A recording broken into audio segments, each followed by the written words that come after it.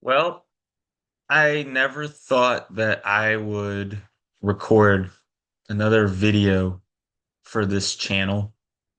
Obviously, we haven't uploaded a video in over 2 years, but that's besides the point.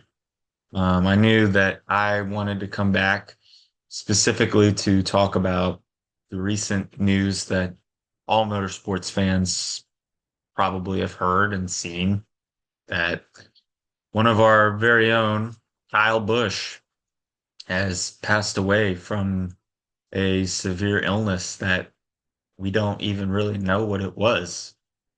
Um, Guys, I just want to come on here and kind of share my thoughts on the passing and my thoughts on Kyle as a person and as a driver.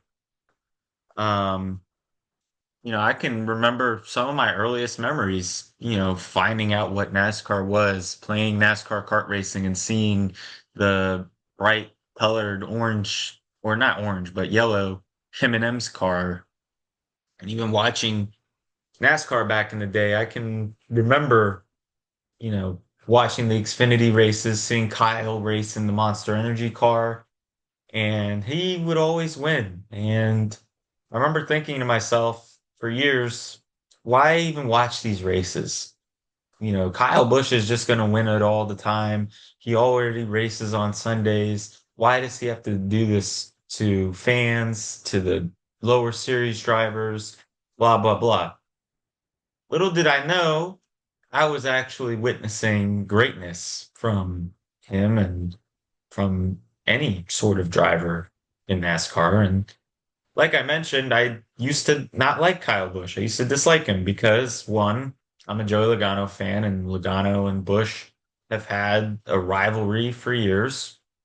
And for two, I remember like probably most of you thinking he was arrogant, he was a crybaby, and all the stuff that really you could say about Kyle Busch, I probably agreed to it to some extent until about 2019. I remember watching the championship race at Homestead that year, and I remember they played an interview with Kyle where he talked about how he didn't feel really satisfied with his 2015 championship. And even though it exposed flaws with NASCAR's new point system at the time, it was really a moment of greatness if you really think about it, because he won that championship after breaking his leg. He missed so many races of the season. He came back at Sonoma. He wins his first start back in a Cup Series car. And then he just goes on to have one of the most dominant seasons of his career. It's just a moment of greatness, to tell you the truth. But I remember him talking about how he didn't feel satisfied about that championship. He knew the fans weren't happy that he had won that championship. And he wanted to prove to himself and to the NASCAR world that he was a champion and he did deserve any sort of NASCAR championship. And I remember watching that interview and screaming my head off, even though at the time I didn't like any of the Final Four drivers, but that's besides the point. And I remember when Kyle won that championship, I remember celebrating like he was my own favorite driver. And I was so happy that he had proved to everyone that he was really that guy. And I grew to respect him later on over the years, growing up, doing the podcast, as a young man, turning into an adult. Um, he would seem like he was a very great person. I could see how much he cared about the fans, even as much as he liked to piss fans off with some of his antics. Even yesterday, I was watching a video of him at Bristol one year, and he was saying, "If you love you some rowdy, let me hear you go boo." And he just relished how much people were hating on him. He knew people didn't like him, and he didn't care. He loved being that villain. And as a young kid, you hated him. Everybody else hated him. And probably so did you, unless you were a Kyle Busch fan. But then as you get older, like me, he grows on you. you see like what kind of act he's playing, and you just grow to respect it because you realize there is a talented racer right in front of you. Like we really just witnessed one of the greatest racers of all time, if you really think about it. I mean, over 200 wins across all three series.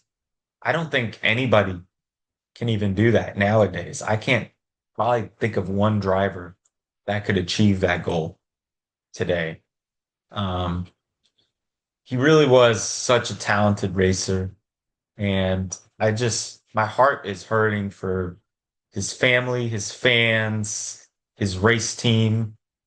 I mean, think about this. Brexton Busch is 11 years old. He's starting his own racing career. Kyle was helping him so much.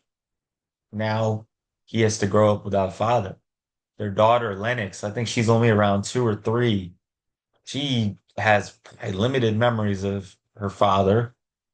You know, his brother, Kurt, has to bury his own brother. Their parents, this is something I'm not seeing a lot of even. His parents have to bury their son. And most importantly, his wife, too. You know, how long Kyle and Samantha have known each other. And I've heard the rumors, with the infidelity and whatnot, but that's besides the point. That's still your husband. I'm sure she does love him.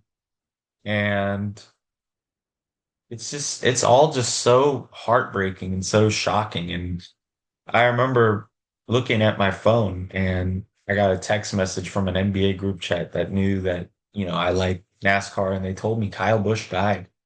And I was like, you're full of crap. And I remember seeing the ESPN notification right after that saying that he died. And I knew that he was in the hospital because of some illness. We still don't know what that is. And I remember being shocked even at that point. But the fact that I have to even come on this camera and talk to you guys about Kyle Busch's death, it just doesn't it just doesn't sit right with me. And you have to wonder if this is how people felt about how Dale Earnhardt died. Yeah, I think this is really our version of Dale Earnhardt. And that brings me to my next point, Richard Childress. Even though I have a lot of negative things to say about him as a team owner, the fact that he had two of the greatest drivers in the sport's history, Dale Earnhardt and Kyle Busch, and the fact that they both died in a season while driving his cars, even though Kyle, yes, died of an illness. That's just heart-wrenching to me. The whole situation in general, it just it just doesn't sit right with me.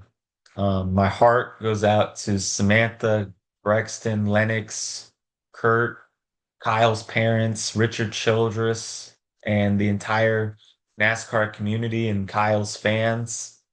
Um, all I really got to say, my last thing is that, hug your loved ones tight. You never know when somebody's going to die.